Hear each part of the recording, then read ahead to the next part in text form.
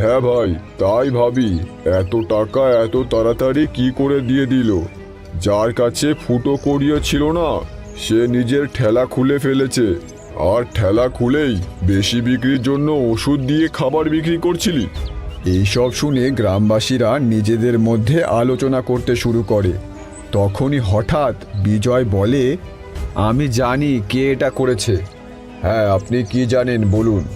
ঠিক আছে, এখন আমার কাছে আর কোনো রাস্তা নেই। তারপর বিজয় তার পকেট থেকে একটা কার্ড বের করে আর পুলিশকে দিয়ে দেয়। পুলিশ ওই কার্ড দেখে অবাক হয়ে যায়। আরে, রয়্যাল হোটেলের মালিক বিজয় সিং? কি আপনি শেখর সিংয়ের ছেলে? বিজয় ভাই, সত্যিই তুই হোটেলের মালিক? হ্যাঁ। এইসব শুনে গ্রামের লোকেরা অবাক হয়ে যায়। সব থেকে বেশি তো সুরেশ অবাক হয়েছিল, কেননা এত বড় হোটেলের মালিক এই গ্রামে এসে ঠেলায় কেন কাজ করছে।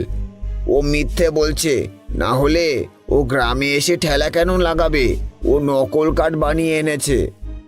হঠাৎ তখনই গ্রামে এক গাড়ি আসে। সেই গাড়ি থেকে বের হয় এক লোক। উনি ছিল শেখর সিং। ওনাকে দেখে সবাই অবাক হয়ে যায়। আরে স্যার, আপনি এখানে? বাবা, তুমি এখানে? বিজয় বাবা, তোর সময় শেষ হয়ে গেছে। এখন তুই এসে আমাদের হোটেল সামলাতে পারিস। বাবা, আমি আর একদিন এখানে থাকতে চাই।